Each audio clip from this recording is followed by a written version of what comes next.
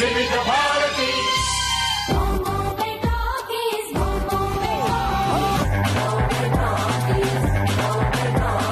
Science, light, sound, camera, action. सभी सुनने वालों का बॉम्बे टॉकीज में बहुत बहुत स्वागत है।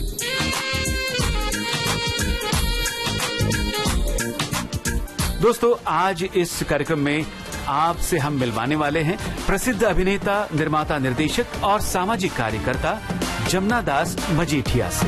सारी सब चिंताओं का अब हैप्पी एंडिंग हो गया, खुशी के मारे डांस फ्लोर में दिल का लैंडिंग हो गया। आपसे बातचीत की है राजश्री त्रिवेदी ने। है मस्ती का मौका, जश्न की है रात, हिलाई के दुल्ही के कमरिया को आज सुनते हैं इस बातचीत का पहला भाग।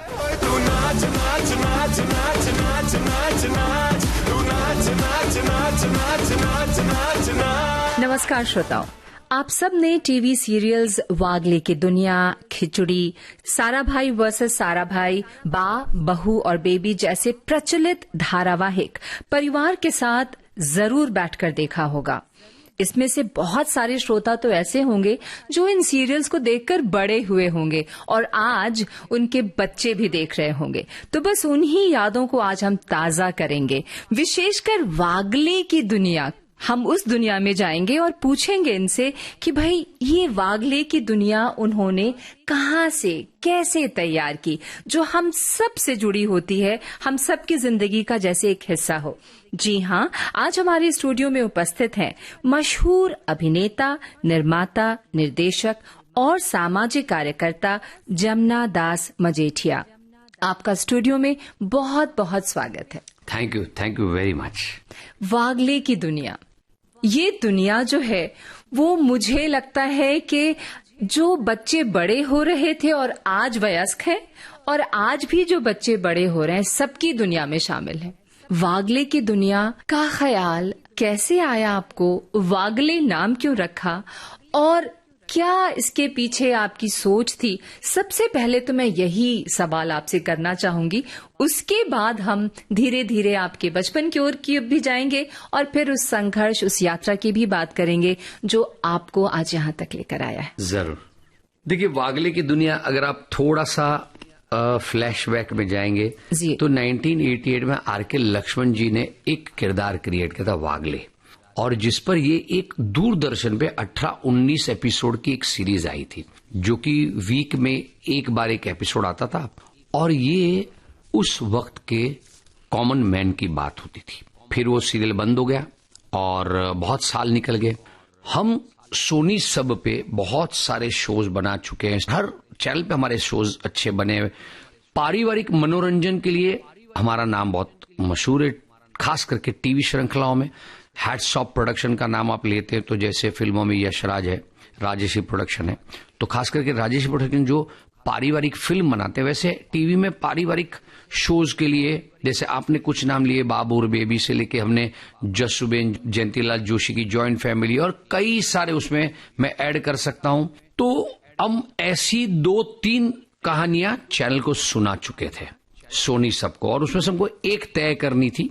सडनली एक दिन रात को बड़ी लेट नाइट चैनल के जो बिजनेस हेड है नीरज व्यास साहब, उनका मुझे फोन आया। मैं डिनर ले रहा था, 10:30-11 की बात थी। तो उन्होंने कहा, G D what do you think of Wagle की दुनिया? तो मैंने बोला ब्रिलियंट, मैं कल आपको बताता हूँ। दूसरे दिन मैंने आर.के. लक्ष्मण साहब, जो हिंदुस्तान के इतने मशहूर कार्टूनिस्ट रह चुके हैं, कॉलमिस्ट रह चुके हैं, और उन्होंने बहुत सारी उनकी तो कृतियां फेमस है, उनकी डॉटर इन लॉ जिनको मैं जानता हूँ, क्योंकि मैं आर.के. लक्ष्मण साहब के साथ काम कर चुका हूँ, उनको भी जानता हूँ। तो मैंने इनको फोन किया कि मैं कुछ बोलूं उसके पहले ही उन्होंने मुझे कह दिया, जीडी मैं आपको कितने दिनों से याद कर रही थी। मतलब किस सिलसिले में? मतलब वागले की दुनिया। मतलब देखो, ये तो डेस्टिनी, ऊपर से आर.के. लक्ष्मण साहब चाह रहे हैं, भगवान चाह रहे हैं कि भाई ये वागले की दुनिया हो आगे। तो मैंने बोला, आपके मन में क्या है? मैंने भी वागले की दुनिया के लिए ही फोन किया आपको, तो मेरे पास 18-19 एपिसोड है पुराने, और कोविड का वक्त जस्ट अबाउट एक पहला फेज पूरा हुआ था। तो उन्होंने कहा कि बहुत सारी कंटेंट लोग चाह रहे थे उन दिनों में, और नई बनी बहुत कम थी, क्योंकि कोविड था तो शूट नहीं हो पा रहे थे। तो the old content was in demand. उन्होंने कहा कि वागले के एपिसोड हम कहीं कोई टीवी पे टेलीकास्ट कर सकते हैं। आई सेड आपको पुराने क्यों टेलीकास्ट करने हैं, हम नए बनाते हैं। She said how? I said you leave it to me, आप मुझे ये बताइए राइट्स आपके पास है? She said yes very much. I said will you transfer those rights, will you sell? She yes, don't worry, I will come back to you. मेरे business partner है जो मेरे साथ एक क्रिएशन में हमेशा बहुत यानी इक्वल कंधे से कंधा मिलाकर होते हैं, आतिश कपाड़िया। मैंने उनको फोन किया कि यार ऐसी एक अपॉर्चुनिटी है और हम इसको आज कुछ मिलके क्रैक करते हैं। तो वो 2-3 कहानियां लेकर आ गए एंड इसके कलाकार जो सुमित राघवन है उनको वो 2-3 पहले वाली जो कहानियां जो चैनल को सुनाई थी वो सुना के उनको नरेट किया था, उनको पसंद तो आई थी, उसमें से एक शो करना ही था उनके साथ जी। हमने उनको फोन किया शाम को कि हम वागले की दुनिया के बारे में सोच रहे, व्हाट डू यू थिंक? वागले की दुनिया आज के कॉमन मैन के साथ एंड आज का कॉमन मैन जो आप है, इससे डन। आप मानेंगे नहीं, दूसरे दिन हम चैनल के वो बिजनेस हेड जिनकी नीरज व्यास जी से मीटिंग करने गए। Within a week we shot a teaser was on air और ये पहले दिन से टीजर को लोगों ने बहुत सराहा एंड रेस्ट इज हिस्ट्री कि आज हम 13 जून को 1000 एपिसोड कंप्लीट करके बैठे हैं। 2021 में शुरू हुआ एंड हियर वी आर 2024 जून 13 को 1000 एपिसोड कंप्लीट हुए। बातचीत का आनंद तो हम ले ही रहे हैं, लेकिन अब एक गीत भी हो जाए तो मजा। निर्माता, निर्देशक और अभिनेता J.D. मजीठिया से आपके साथ बातचीत कर रही हूं मैं, राजश्री त्रिवेदी। वागले की दुनिया की बात हम कर रहे हैं। मुझे लगता है कि इस धारावाहिक ने तो विश्व में इतिहास बनाया होगा। 1000 एपिसोड। देखिए 1000 एपिसोड हिंदुस्तान के टीवी पे बहुत तो नहीं बोलता, पर कुछ धारावाहिक ने बनाया भी है। पर why Wagle is very unique in that ये इतिहास पूरे विश्व में सिर्फ वागले ने बनाया। वो इसलिए कहूंगा क्योंकि दूसरी धारावाहिक नाम में ऐसा है कि धारावाहिक जो एक लंबी कहानी होती है और फिर वो उसमें चलती रहती है। वागले की दुनिया का पुराना जो फॉर्मेट था वो ऐसा था कि एक कहानी एक एपिसोड। तो हम जब लिखने से शूट करते थे तो और हमको तो ये 6 दिन में 6 कहानी कहनी थी। बिल्कुल। अच्छा, ये बाद में फिर रोज होने लगी, जैसे पहले हफ्ते में एक होती थी। हमने जब शुरू किया तो ये 6 दिन में 6 कहानी थी।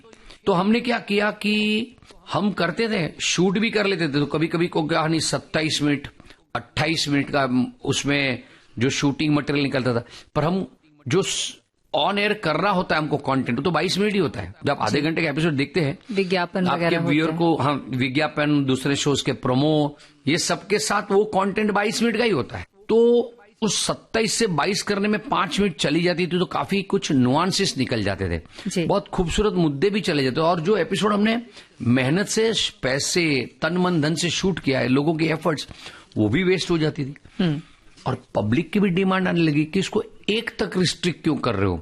कुछ कुछ कहानियों में हमको भी लगता था कि फलक ज्यादा है, 2-3 में जा सकती थी। हमने फिर इसको 1 से 2 से 3 बनाना शुरू किया। एक कहानी के 3 एपिसोड। 3 एपिसोड जी, जितने बन सकते। अभी आज भी कभी कभार एक ही बनाते हैं, 2 ही बनाते हैं, ऐसा नहीं, सब कहानी के जितना जिस कहानी में पोटेंशियल है उतना ही बनाते हैं। तो ऐसे करते करते क्या हो गया, कभी कभार 4 के भी बने। तो हमने उसको जो जैसे वेब में या ट्वेब से, हम उसको ट्वेब सीरीज बोलते हैं कि टीवी पे एक वेब सीरीज फॉर्मेट लेकर आए थे। अब हमने इसको बनाया शॉर्ट फिल्म की सीरीज। तो लोगों को फिल्मों में जिस तरह का प्रोसेस होता है कि स्क्रिप्ट वेल इन एडवांस होनी चाहिए, फिर वो राइटिंग रीराइटिंग बहुत प्रोसेस चलता है। ऐसा नहीं कि बाकी टीवी के जो शोज हैं जिनमें आज आप कभी कभार परसों का एपिसोड भी लिख रहे हैं और शूट कर रहे हैं। आज हमारी धारावाहिक का ये हाल भी होता है कि जहां 2-3 दिन पहले ही स्क्रिप्ट आती है, कभी कभार तो सुबह आती है शूटिंग के लिए। पर इसमें ऐसा नहीं चल सकता था क्योंकि हमने आर.के. लक्ष्मण साहब की वो प्रोसेस देखी थी। तो वो जो थे कि बहुत मेहनत करते थे स्क्रिप्ट पे, नुआंसेस पे काम करते थे, किरदारों की ऐसी बातें लाते थे जो बहुत साहजिक लगती थी। और जब साहजिकता निकालनी होती ना तो उसमें बहुत वक्त लगता है, टेक्निकल और हर चीजों में ज्यादा वक्त लगता है। तो हमने इसके फॉर्मेट में स्क्रिप्ट बैंक बनाई। वो बैंक खाली स्क्रिप्ट तक सीमित नहीं रखी, एपिसोड्स की बैंक बनाई। क्यों? वो एपिसोड्स जल्दी रेडी होते हैं तो पोस्ट प्रोडक्शन में जो कि एडिटर होता है उनको भी इनफ वक्त मिलता है, जो बैकग्राउंड म्यूजिक, पार्श्व संगीत करता है, उनको भी ज्यादा वक्त मिलता है। तो जाके जिस तरह फिल्मों का काम होता है उस तरह से इसका काम बना। तो वागले की दुनिया के 1000 जो है, हमारी दूसरी जो धारावाहिक है जिन्होंने 1000 की, उनके मुकाबले बहुत ही बड़ी सिद्धि है इसकी। क्यों? इसीलिए वो हमारे जो कॉमन मैन है, जो हमारा मिडिल क्लास है, जो हमारे देश का बहुत बड़ा हिस्सा है, जनता पॉपुलेशन की अगर बात करें, उनको इसीलिए लुभाता है, इसीलिए पसंद आता है, क्योंकि ये उनकी उन बारीकियों की, उन बातों की बात करता है जो आज तक के टेलीविजन इतिहास में लोगों ने नहीं देखा है। और सर, एक अहम बात तो ये कि सारा परिवार एक साथ बैठकर देख सकता है। ये बहुत खासियत थी इस धारावाहिक की, या है कि मैं आपको उसकी भी बात अगर थोड़ा खुद प्रकाश डालूं तो कोविड में आपने देखा होगा तो लोग ज्यादातर भले इकट्ठा थे, पर एक क्वारंटाइन का फेज भी था, और साथ साथ वेब सीरीज, ओटीटी प्लेटफॉर्म की मांग बहुत बढ़ गई, क्योंकि उनके पास जितनी कंटेंट थी घर पे लोगों के फोन पे वगैरह आने लगी, सब अलग अलग बैठ के वो देखने लगे। वहां भले एक अंडर वन रूफ थे, पर वहां विभाजन होना शुरू हो चुका था, वो हम शायद नोटिस नहीं कर पाए। हमने क्या किया, हमने उस दौर को समझने की कोशिश करी। हम अपनी बातचीत जारी रखेंगे, लेकिन यहाँ आपकी पसंद का एक गीत सुन लेते हैं। तो अगर एक और गाना आप बजाना चाहे तो मेरा एक बहुत दूसरा पसंदीदा गाना है। एक गाना जो है ना, वो एक जनरल भी आपको ना एक होप देता है। मुझे बड़ा पसंद था उन दिनों से आज भी, कि कुछ भी हो जाए उसमें एक पॉजिटिविटी है, तो बड़ा अच्छा लगता है। सामाजिक कार्यकर्ता JD मजेठिया, और उनसे बातचीत कर रही हूँ मैं, आपकी सखी, आपकी दोस्त राजश्री त्रिवेदी। JD, आपने कहा ना कि वहाँ पर विभाजन होने लगा था, क्योंकि OTT पे बहुत सारे कंटेंट भी ऐसे होते हैं जो परिवार के साथ बैठ के नहीं देखे जा सकते। जी, बहुत सही बात करी आपने कि परिवार को साथ में बैठकर देख सके। वैसा OTT कंटेंट वर्ल्ड ओवर कहीं नहीं था, पर अब लोगों को समझ में आ रहा है कि हिंदुस्तान में अगर आपको कोई प्लेटफॉर्म को चलाना है OTT, तो आपको ऐसा कंटेंट भी बनाना पड़ेगा जो कि एक परिवार साथ में बैठकर देख सके। इसलिए हमने हैप्पी फैमिली बनाया था। तो क्या था कि कोविड में हमने ये देखा कि मिडिल क्लास जो परिवार थे उनमें बहुत ही मायूसी छा गई। बीमारियों ने उनकी सालों की जो जमा पूंजी थी, उन्होंने जो कि सेविंग्स किया था, वो खत्म हो गया। किसके घर में बीमारी, कोई मेडिक्लेम मिलता नहीं था कोविड को, और कुछ लोगों के अपने लोग भी चले गए। और ये महामारी ने हम सबको एक डिप्रेशन में थोड़ा सा धकेल दिया था। हमने कभी ऐसा सोचा ही नहीं था, घर में ही बैठे रहो, बाहर मत निकलो, आजादी चली गई थी हमारी। उन दिनों हमको लगा कि एक ऐसा कुछ मनोरंजन उनको देना चाहिए जो उनकी जिंदगी में वापस उम्मीद लाए। तो वागले की दुनिया की फिलॉसफी हमने तय करी, वो थी होप, उम्मीद। तो देखिए, मिडिल क्लास है, आज का मिडिल क्लास है। पहले एपिसोड में उन्होंने क्या किया, अपने माँ बाप को अपने करीब लाया। दूसरा क्या किया, एक मिडिल क्लास आदमी ना हमेशा अपनी कमाई से तो जूझता ही रहता है जी, पर उसके साथ उसने क्या किया, हमने कोविड में जैसे पड़ोसियों को दोस्त बनाया। पड़ोसी हमारे बेस्ट फ्रेंड होते हैं, तो दोस्ती, पारिवारिक संबंध और एक उम्मीद वाली दुनिया बनाई। क्यों? कमाई का तो ऐसा है कि देखिए, हम हमेशा जूझते ही रहते हैं, जितना भी बड़ा हो जाए। हमारी नीड के ऊपर हमारी वांट्स ऐसी बढ़ गई आज, मॉल्स, ये वो, लाइफस्टाइल, कि हमको जितना कमाओ कम पड़ता है किसी भी वर्ग के आदमी को। पर उसमें भी मजे से जीने वाला जो स्पिरिट होता है, हम उम्मीद से जीते हैं कि भाई जो है हम साथ में इकट्ठा फैमिली के साथ है, हमारे दोस्तों के साथ है, सोसाइटी के साथ जिंदगी जी सकते हैं। हमने हर चैलेंजेस से निकलने का रास्ता दिखाती हुई कहानियां दिखाई, और ऐसे ऐसे विषयों को छुआ जो टेलीविजन के इतिहास में 9 बजे प्राइम टाइम में क्या कभी किसी ने नहीं छुए हैं।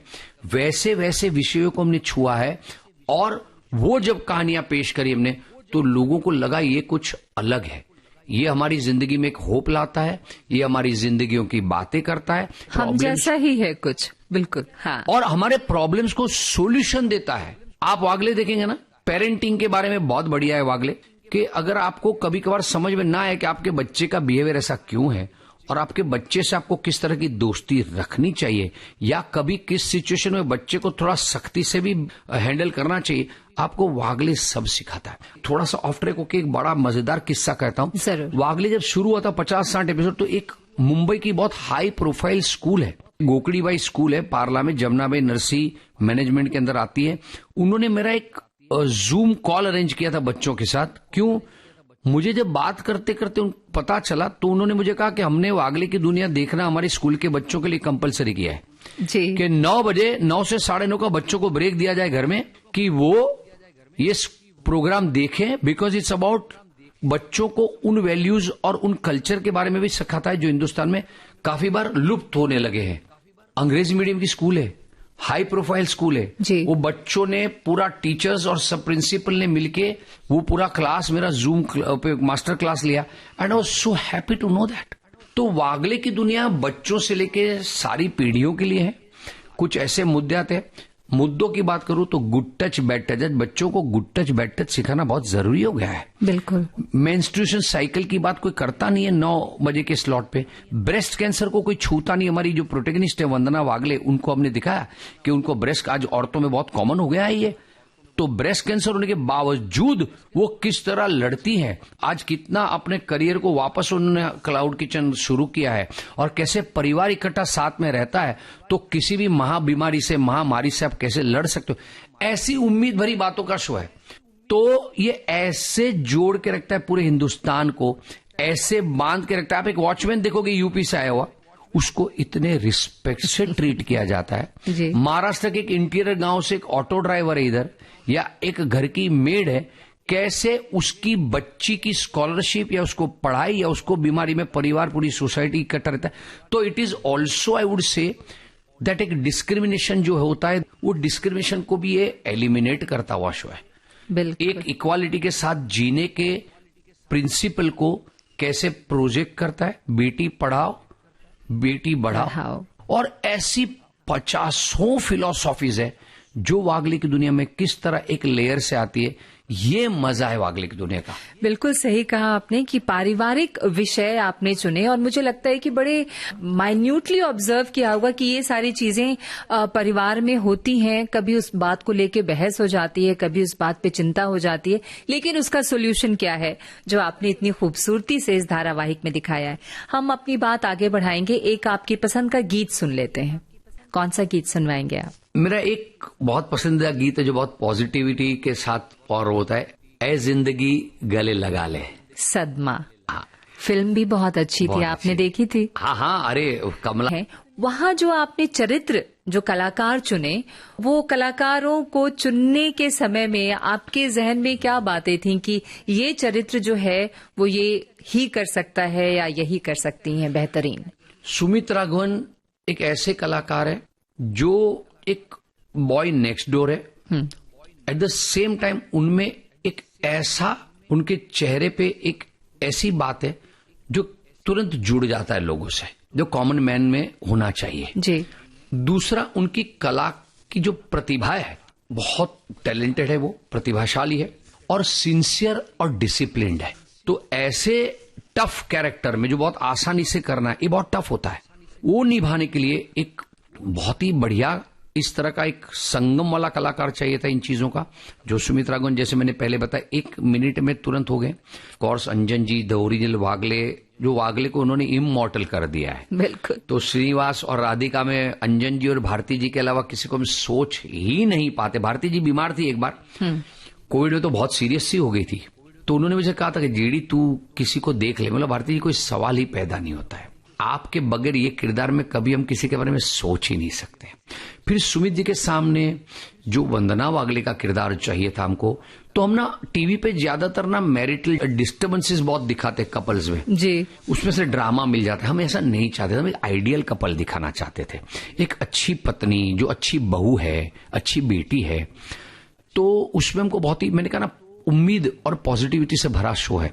तो परिवा प्रणति जो एक बढ़िया कलाकार है और कॉमेडी की भी सेंस है जिनको, क्योंकि वागले स्लाइस ऑफ लाइफ है, लाइट हार्टेड भी है, कभी कभार वो ह्यूमर की जगह भी होनी चाहिए, तो वो करने की सक्षम है। और उनका स्क्रीन प्रेजेंस इतना मोहक है, तो वही चाहिए थी कि ये आइडियल है, आदर्श बहू घर की जो लोग चाहे वैसी हो। तो उसमें हमने वंदना वागले को चुना। अब उनके 2 बच्चे भी, माँ बाप ऐसे, तो 2 बच्चे भी ऐसे होने चाहिए थे। तो चिन्मयी सालवी करके जो एक महाराष्ट्रियन लड़की है, जो कि मराठी परिवार है वागले की दुनिया, तो हमको एक ऐसी लड़की चाहिए थी जो कि एक आइडियल डॉटर है, जो टीनेज में माँ बाप की होती है ना, एक प्राइड, अपने माँ बाप के संस्कारों और वैल्यूज पे पली हुई है। तो रियल लाइफ में भी ऐसी है। तो और बहुत अच्छी कलाकार है, तो हमको वो चिन्मय में करेक्ट मिल गई, सखी वागले के किरदार में, और एक थोड़ा मिस्चीवियस, गुड लुकिंग, दिल जीत ले वैसा बच्चा चाहिए था। अगेन अ फैंटास्टिक एक्टर तो होता ही है जरूर, क्योंकि इतना ये कलाकारों का इतना बड़ा जो संग्रह है उसमें अगर असंगम है, उनमें आपको खड़ा रहना है तो आपकी प्रतिभा भी कला में ऐसी होनी चाहिए। तो एक जम्मू कश्मीर का लड़का जो दिखने में इतना चार्मिंग है, हमको पहले ही ऑडिशन देखी है एंड वी वर श्योर कि यही चाहिए। वो नहीं था यहाँ पर, वो कश्मीर था, और जब हमको प्रोमो शूट करना था हमने उसको खास बुलाया कि भाई तू आ इस दिन। वो नहीं पहुंच पा रहा था, किसी भी तरह मैनेज किया, because we wanted Sheehan Kapahi at any cost.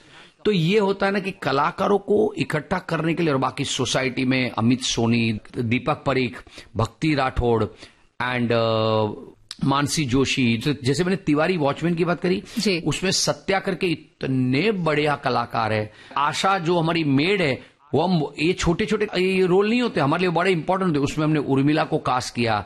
Office का स्टाफ है तो उसमें सारे थिएटर के आर्टिस्ट है, जैसे केयर आप देखोगे ग्लैमर से भरी है, तो उसमें हमने अंजू जादव, और आप देखेंगे पूरे कलाकार सारे जो ऑफिस के हमारे कलाकार है सारे, चंदू मार्फत या दासने में एक एक थिएटर के बढ़िया कलाकार, जितने छोटे छोटे कहानियों में कलाकार आए ना। मैं वागले के हर किरदारों के लिए इसलिए कहना चाहूंगा क्योंकि हर कहानी में नया कलाकार आता है, बाहर से तो कोई ना कोई कलाकार आते रहते, तो कम से कम 1000 एपिसोड में 500 से 600 दूसरों कलाकारों को कास्ट किया है। तो जो कहानी में चाहे अदा हो, चाहे मधुरा जोशी हो, चाहे कैसे बख्तियार ईरानी, सेलिब्रिटीज हैं अपने आप में, बड़े कलाकार हैं, पर छोटी छोटी कहानियों लिखी के लिए भी वो आए। तो जब मौका मिला, we have always try to cast best of actors and they have done brilliant job. और उनको भी हमने छोटे छोटे किरदारों के लिए उनका पात्र किस खूबी से, छोटे छोटे नुआंसेस के बारे में समझा, तो तब जाके 1000 एपिसोड में ये कलाकारों का भी बड़ा संग्रह है। आप ये एपिसोड देखोगे तो आपको बहुत सारे उम्दा कलाकारों का संग्रह मिलेगा। ये बहुत आसानी से नहीं होता है। क्यों? इसको मैं दूसरे धारावाहिक से थोड़ा कंपेयर करूं तो दूसरे धारावाहिकों का क्या होता है ना, एक ट्रैक आता है, वो कम से कम 18, 20, 25, 30 एपिसोड चल जाता है, तो वो महीने तक तो आराम से कोई ना कोई कलाकार आके चला जाता है। ये तो हर हफ्ते आपको 2-3 कहानी तो मिनिमम जाती है।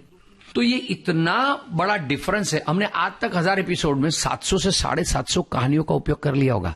700, 750 दूसरों के शो में जाएगी तो कम से कम ये 2-3-4 हजार एपिसोड बन जाएंगे। बिल्कुल। तो हमने इस तरह से इसको बनाया है जिसमें आपको इतना सारा एक साथ बड़ी कहानियों का, लेखकों का, कलाकारों का और उसी तरह दूसरे पहलू का एक संगम संग्रह जो मिलता है वो कहीं नहीं मिलता है। ये मुझे लगता है पूरे विश्व में नहीं होता है, इसलिए ये एक बड़ा अचीवमेंट, हमारे देश का अचीवमेंट है। आपने कभी सोचा था कि ये इतना प्रसिद्ध हो जाएगा? कभी ये ख्याल आया था? क्योंकि ये बिल्कुल आम सी बातें हैं परिवार की और उसका सॉल्यूशंस है, समस्याओं का समाधान है। इस कदर लोगों का प्यार मिलेगा इस धारावाहिक को? नहीं, कभी नहीं, सपने में भी नहीं सोचा था। एक बात होती है ना कि आम जो होता है ना वो बहुत खास होता है, चाहे वो फल ले लो या चाहे आम आदमी ले लो।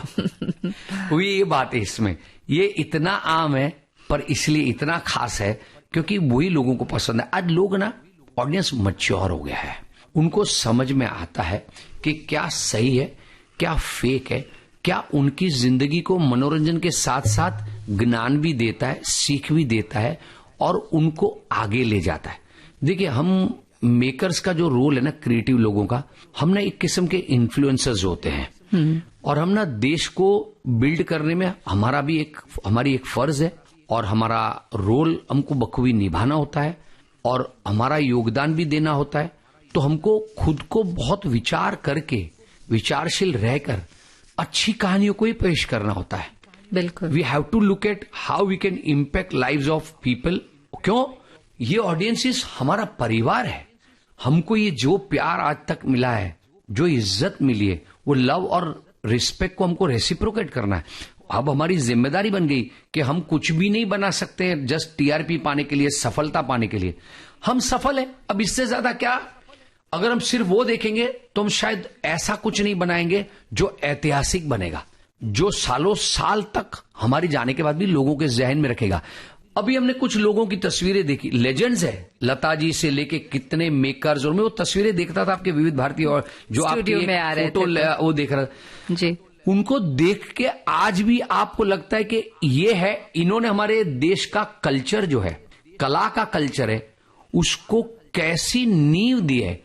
तो आज उस नींव पर हमने इमारत बांधी, पर वो नई इमारत के साथ साथ नई इमारत की नींव हमें भी बनानी है, तो स्ट्रांग नींव हमको भी देनी है, ये हमारी जिम्मेदारी है। मैं हमेशा मानता हूं कि मैं आज अब जो कुछ बनाता हूं या हम जो कुछ बनाते हैं हेड्स ऑफ प्रोडक्शन के तले, वो हम जिम्मेदारी से बनाए। आज नहीं, आज हमारी पीढ़ी, मेरे बच्चे भी देखते हैं, तो वी नीड टू रेज दो children also on a content जो उनको आगे ले जाए, जो हमारे पूरे देश को मनोरंजन के साथ आगे ले जाए, और हमारा कंटेंट सिर्फ हिंदुस्तान में नहीं पूरे विश्व में देखा जाए, क्योंकि हिंदुस्तान के पास इतनी बढ़िया कहानियां हैं कहने को, पूरा विश्व अभी तो हमने एक्सप्लोर ही नहीं किया है। तो यहां से शुरुआत, ये खास आम लोगों की खास बात से शुरुआत हुई है, तो हमें लगता है और हम चाहते हैं ये पूरे विश्व में फैले। बहुत सुंदर, एक गीत सुन लेते हैं। तो अगर एक और गाना आप बजाना चाहे तो मेरा एक बहुत दूसरा पसंदीदा गाना है, बड़े अभिनेता, निर्माता, निर्देशक और सामाजिक कार्यकर्ता जमुना दास मजेठिया जी से, जो जेडी के नाम से भी मशहूर हैं। ये जेडी के पीछे की क्या कहानी है? सब आपको जेडी ही बुलाते हैं। हाँ, मेरे नाम के पीछे बहुत बड़ी कहानी है। काफी लोगों को ये शायद पता नहीं, इसलिए आपने जैसे कहा था आपके बचपन की बात भी थोड़ी सी लोगों तक, तो ये बहुत बड़ी कहानी मेरे नाम के पीछे। मैं बहुत एक स्पिरिचुअल और रिलीजियस फैमिली से बिलोंग करता हूं। मेरे माता पिता है जिनकी बदौलत आज मैं जो कुछ हूं। माँ बाप के आशीर्वाद तो सभी पे होते हैं, पर जो संस्कारों का सिंचन हुआ है, माँ और पिताजी ने जो साथ मिलकर जो धार्मिक संस्कारों का भी सिंचन हुआ बहुत प्रैक्टिकली, और जो मेरी माँ मुझे बचपन में कहानियां कहती थी, जो कहानियां मैंने क्लास में शुरू करी स्कूल में, और वहां से आज तक मेरी स्टोरी टेलिंग की जर्नी चली है। पिताजी हर हमेशा वैल्यूज प्रिंसिपल की बातें करते थे, तो सिखाते थे किस तरह लोगों से किस तरह पेश आना चाहिए, चाहे आप किसी तरह की डीलिंग करो। तो आज मेरा जो प्रोडक्शन है, बिजनेस है, जो वैल्यूज उन्होंने वहां इनबाइब की थी वो है। अब ये सब कहां से आता है? तो मैंने जैसे कहा धार्मिक परिवार है, हमारे परिवार में सारे बच्चों के नाम, हमारे एक बहुत ही बड़े धार्मिक बुआ जी थे, जो हमारे समाज के बुआ जी थे, बड़े वैष्णव, उच्च वैष्णव थे, वो नाम रखते थे हमारे। वो नाम भी ऐसे होते थे कि पुराने, उनके जमाने में जो बड़े बड़े वैष्णव हो गए, उनके नाम से रख देते थे। तो उनके पास जाओ तो एक छोटा बच्चा के मेरे माँ बाप मुझे ले गए, तो बोले इसका नाम, तो बोलते जमुना दास। अब आप सोचिए, जमुना दास ज्यादातर एक बुजुर्ग का नाम लगता है। बिल्कुल। मैं स्कूल में जाता था, तो स्कूल में मेरे बच्चे तो कभी पूरा नाम बोलते नहीं थे। मेरे जो स्कूल के मित्र थे, उनके पिताजियों का नाम मुझसे ज्यादा मॉडर्न रहा करता था। आप कोई अगर है तो उसके, मेरी एक फ्रेंड थी निहार, उसके पिताजी का नाम चंदन था। तो बहुत सारे ऐसे लोग थे जिनके पिताजियों का नाम मेरे से ज्यादा यंग था, तो उनको बड़ा अजीब लगता था। तो मुझे कोई जमुना दास तो स्कूल में पूरा कहता है, ना मेरे शिक्षक ना मेरे मित्र, वो सब जमुना जमुना कह के बुलाते। तो लड़की वाला नाम हो गया जमुना, कोई लोग जमुनो, कोई जमुना, इसी मुझे। तो आप कभी नाराज होते थे? कभी मुझे कोई फर्क नहीं पड़ा, मुझे कभी कोई फर्क नहीं पड़ता था, मैं खुश था मेरे नाम से जब तक ये चलता था। मुझे कभी, कॉलेज में आया तब लोग पूरा नाम बोले, और पहला ही दिन कॉलेज का, और कॉलेज में जब क्लास में आप जाते हो, 16 साल के हो आप, एकदम स्कूल यूनिफॉर्म से कुछ अलग नए वस्त्र कपड़े हैं, और अलग अलग लोगों के बीच में बैठे हो। और मैं नरसिंहजी जूहू की कॉलेज में गया, तो कांदिवली से जूहू जाना बहुत बड़ा एक ट्रांजिशन होता है जी। हाई प्रोफाइल लोग मिलते हैं आपको सडनली, और वहां पे टीचर ने सबको नाम पूछना शुरू किया। 5-6 नाम हो गए, बड़े मॉडर्न से नाम हुए, हरनिश और बड़ी अच्छे अच्छे शिवानी और वगैरह नाम थे। और पूछा आपका नाम, तो बोला जमुना दास। खड़े के बड़े इत्मीनान से बोला। तो टीचर को जरा मस्ती करने का मन हो गया, नहीं मैं आपके पिताजी का नहीं, आपका नाम पूछ रही हूं। तो क्लास ने हंस दिया। तो मैंने उस हंसी को हंसते हंसते लिया। मेरे पिताजी का नाम नागरदास, पूरा नाम जमुना दास नागरदास मजेठिया। तो और हंसे सब लोग, और टीचर भी है, और मैं भी हंसते हंसते बैठ गया। बट एक बात हुई, जो पहली बार हंसे थे और जो आखिर में हंसे, उस हंसी में एक फर्क था। पहली बार मेरे मस्ती पे हंसे थे, तीसरी बार वो मेरे प्राइड पे, यानी मेरे साथ थे कि वाह क्या कॉन्फिडेंट बंदा है। और वो नाम ना उनको पहले दिन कॉलेज में अगर किसी को एक नाम याद रह गया तो वो था जमुना दास। मित्रता होने लगी सबसे। वो क्लास का डीआर बना, मैं उस कॉलेज का जूनियर कॉलेज का जीएस बना, उस कॉलेज का सीनियर कॉलेज का जीएस बना। I was one of the most popular student of the college. मैं 2 बार बेस्ट स्टूडेंट बना हूं नरसिम्हन जी कॉलेज का। वो अपने आप में उस कॉलेज का आज 70 साल हुए होंगे, उसका इतिहास है। पर वो पहला दिन मैं कभी जिंदगी में नहीं भूल पाऊंगा। क्यों? उस नाम ने मुझे बहुत पॉपुलैरिटी दी, क्योंकि इमीडिएटली लोग पूछते थे जमुना इतने बड़े उम्र का बुजुर्ग। मैं ऑफिस या कहीं इंटरव्यू को जाता था ना जी, तो दरवाजा खुलने से पहले और काफी लोग मुझे पूछते थे, हम तो किसी बुजुर्ग को एक्सपेक्ट कर रहे थे, मिडिल में आदमी को, आप तो बड़े यंग हो। ऐसे ब्यूटी उसी में। और एक बात, अब नाम की बात निकली और आपको कॉन्टेंट है तो बड़ी बहुत इंटरेस्टिंग बात बोलता हूँ जी। शफी इनामदार साहब का नाम जरूर सबको परिचित है। बहुत अच्छे अभिनेता थे। वो एक फिल्म बनाने वाले थे, माँ रिटायर होती है, जया बच्चन जी के साथ। वो एक गुजराती और मराठी प्ले से बेस्ड था जी। तो शफी इनामदार जी मुझे उसमें कास्ट करने वाले थे यंग ब्रदर में। वो यंग हीरो समझ लीजिए पिक्चर का जी। तो बिकॉज हम थिएटर करते थे तो शफी साहब ने मुझे बोला था आपका नाम हमें ना बदलेंगे। अब मुझे मेरा नाम कभी नहीं बदलना था, क्योंकि मुझे लगा था इतने बड़े भगवती इतने बड़े वैष्णव ने दिया है, मैं क्यों बदलूं? मेरी खुशकिस्मत है ये, मैं क्यों बदलूं? तो तब तक क्या होता ना, कॉलेज में ना जमुना दास जो है ना, अब उसके बीच आपने जेडी पूछा ना तो उसका राज पहले बता दो, वो मैं भूल गया। लोगों को पता चलता तो हंसना भी बहुत आता है। मेरी एक फ्रेंड थी, मुझे उसके साथ जोड़ा जाता था, उसका नाम डी से शुरू होता था। तो दूसरी मित्र थे, उसने जोड़ दिया, मुझे जेडी जेडी बुलाने लगी। तो मैं इसको क्यों जेडी? तो बोलता है तेरा देख तेरे को पसंद है। अरे बोला नहीं नहीं ऐसे बोला, अरे ऐसा नहीं है, अच्छा नहीं लगेगा, पता चलेगा। बचपना था। पर उसने फिर क्या बोला, पर जमुना दास जे और डी तो जोड़ सकते ना, जमुना दास का दास डी ले लिया। पर मुझे पता था कि वो बोल क्यों रही है जेडी। तो जमुना दास मजेठे के काउंस में ब्रैकेट में जेडी लगना कॉलेज में शुरू हो गया। हम दो को ही पता था कि वो उसने क्यों जोड़ा था। अच्छा। अब देखिए बात जमुना दास का जमुना दास हो गया। हाँ। पर वो बात फिर जेडी वाला जमुना दास वाला जेडी ही रह गया। और बढ़ते बढ़ते यहां तक आ गया कि मैं जहां जाता था वो मेरे नाम के बाजू में ब्रैकेट में जेडी लग के पॉपुलर होने लगा। तो कुछ लोग ना मुझे सिर्फ जेडी के नाम से जानते थे। तो इट वॉज वेरी एडवाइजेबल, क्योंकि मैं पॉपुलर बहुत था तो नाम इस तरह लिखने लगा। मैं फिर गुजराती थिएटर में आया तो यहाँ एक छोटा सा सवाल है कि जेडी के डी से फिर मुलाकात हुई कभी? नहीं, कॉलेज के बाद नहीं हुई। अभी कभार टच में हो, क्योंकि कॉलेज की मित्र है तो अभी कॉलेज का ग्रुप बनता है तो कभी कभार उसमें बात आ जाती है, तो कभी कभार मैसेज हो जाते हैं, पर इंडिविजुअली नहीं। It's all see we all have settled down. Those days were very different. या बात आगे बढ़ेगी। चलिए जब तक एक गीत आपके पसंद का हम यहाँ अपने श्रोताओं को सुनवा दें। आप थे आप। हाँ। तो क्या करते थे ऐसा? मतलब कुछ तो खास बात होगी कि चलिए आप बहुत कलाकार। देखिए मैं मिमिक्री बनाता था, एंटरटेनर था, मैं स्किट बनाता था, लिखता था, डायरेक्ट करता था और दूसरों को उसमें कास्ट करता था। खुद कभी को नहीं खुद भी एक्टिंग करता था। हाँ। पर अकेला तो सब कुछ नहीं कर पाता, मिमिक्री में कर लेता था। मैं हर पहलू में अच्छा था। चाहे पढ़ाई में थोड़ा बैकसीट हो गई थी मेरी, पर बुरा नहीं था मैं। पर चाहे लीडरशिप हो, ऑर्गेनाइजिंग हो, मिमिक्री हो, सिंगिंग हो, ड्रामा हो, एक्टिंग या कुछ खुद का लिख के कॉलेज में प्रस्तुत करना हो, तो मैं इतना पॉपुलर था कि मुझे कॉलेज डे, नरसिम्हन जी कॉलेज का कॉलेज डे बहुत मशहूर हुआ करता था। यानी बाहर के लोग देखने आते थे।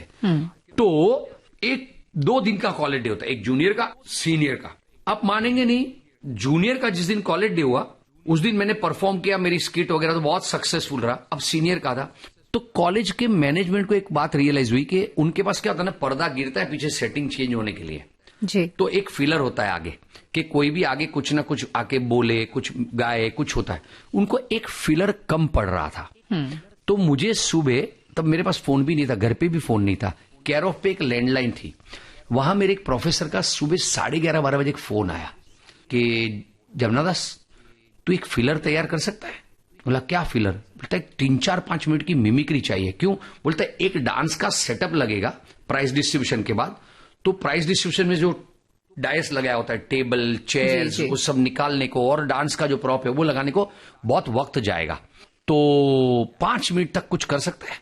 मैं सोचता हूं नहीं तो करना ही है। 11:30-12 को आप मुझे कुछ बोल रहे हो और मुझे सीधा, आपको पता है कॉलेज डे में परफॉर्म के लिए बहुत राउंड्स होते हैं, फिल्टर में से ऑडिशंस वगैरह करके आपको सिलेक्ट किया जाता है। तो मेरे लिए उनका विश्वास देखिए कितना बड़ा था, जूनियर कॉलेज का छोटा बच्चा सीनियर कॉलेज में परफॉर्म करना जहाँ मुझे बहुत जानते नहीं लोग।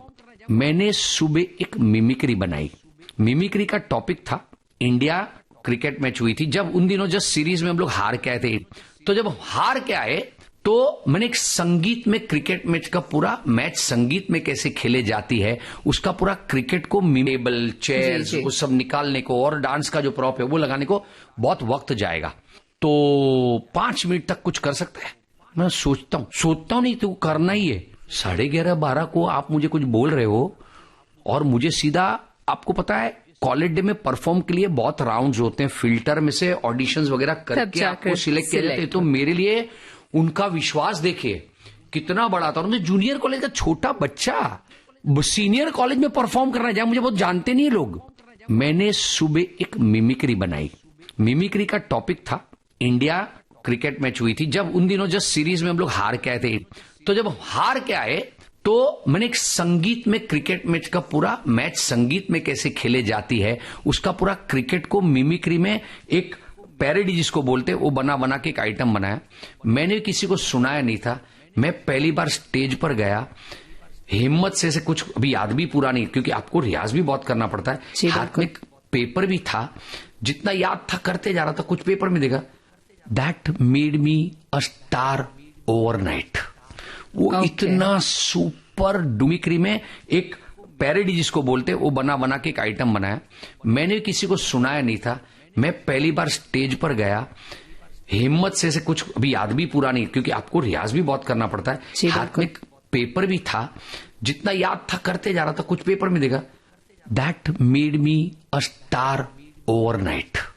वो इतना सुपर डुपर हिट गया कि वो कॉलेज डे की उस दिन की बेस्ट आइटम रही। और ऐसा वाकया हो गया कि हमारे जो ट्रस्टी थे, चीफ ट्रस्टी, वो अगले साल जब आए तो उन्होंने सिर्फ एक बात पूछी, क्यों मजेटे का प्रोग्राम है तो मैं देख के जाता हूं। That made me another big star, because teacher को भी लगा मजेटे इज अ स्टार, ट्रस्टी को मजेटे 1 साल के बाद याद है। एंड मैं अभी अपने बारे में ज्यादा बोलना ठीक नहीं है। God has been kind with me, I am a blessed child कि मैं जो करता रहा ना अपने पैशन से, मेरा ऑडियंस से जुड़ना, मेरी चीजें जुड़ती बहुत अच्छे से। फिर आप ये क्यों कहते हैं कि you are the best struggler? Best struggler इसलिए क्योंकि आज भी वो स्ट्रगल का एक मजा है। आज स्ट्रगल की मेहनत आपको इसलिए करनी पड़ती, मुझे पता है आप क्यों कह रहे हैं। क्योंकि देखिए आपको स्ट्रगल तो हर वक्त करनी है, वो आपसे बेस्ट निकाल के लाता है। और आज आप ऐसा मानने लगो कि आपको सब कुछ आता है और आप करोगे अच्छा ही जाएगा, तो सही नहीं है। लाइफ एक समंदर है सीखने का। आप आखिरी सांस तक सीख सकते हैं और वो बड़ा आनंददायक प्रोसेस होता है कि आज भी मैं जब बोलता हूं कि मैं तो वागले के इतने एपिसोड बनाता हूं तो सीखता हूं, तभी कुछ नया कर पाता हूं। तो वो मेरे लिए हमेशा रहा है कि मैं बेस्ट स्ट्रगल हूं। आज भी आप मुझे कहीं बोलोगे कि इधर ये बहुत बड़ी बात है, मैं तो ऑडिशन देने भी चला जाऊं आज के दिन में। मैं ये ना बोलूं कि मैं जेडी मजेठिया हूं, नहीं, मुझे पसंद है क्या ना ऑडिशन। मैं चैनल को बोलता हूं आप लोग ऐसा कुछ बना रहे, मैं पिच करूं तो लोग अरे हारे सर क्या पूछते हो। मैं आज भी यंगस्टर्स से उस तरह बात करता हूं कि जहां से मैं जब लेक्चर देने भी जाता हूं कहीं पे तो मैं सिर्फ सिखाने नहीं जाता हूं, मैं ये सोचता हूं कि अरस परस होता है। मैं उनको जो समझाता हूं उससे मैं भी बहुत सीखता हूं। बिल्कुल। तो ये प्रोसेस मेरी जिंदगी का बड़ा बहुत मजेदार रहता है, इसलिए मैं बहुत अपने आप को स्ट्रगलर ही मानता हूं। मेरे को एक स्टोरी कंप्लीट करनी जो आपको काम आएगी जी, नाम वाली, बहुत इंपॉर्टेंट है।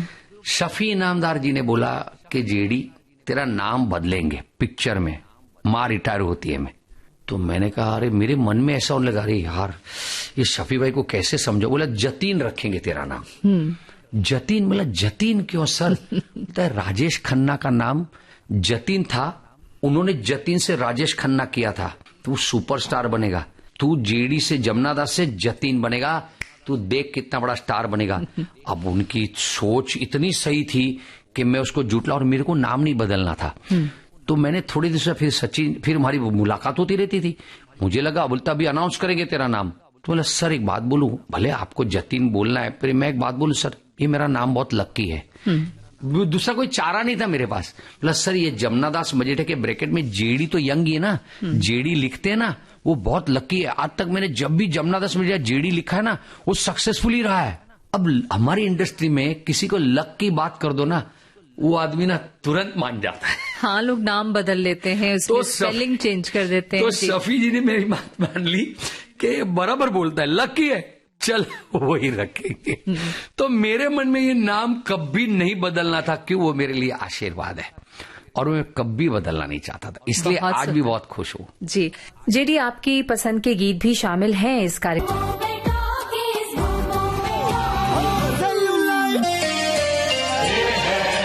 विविध भारती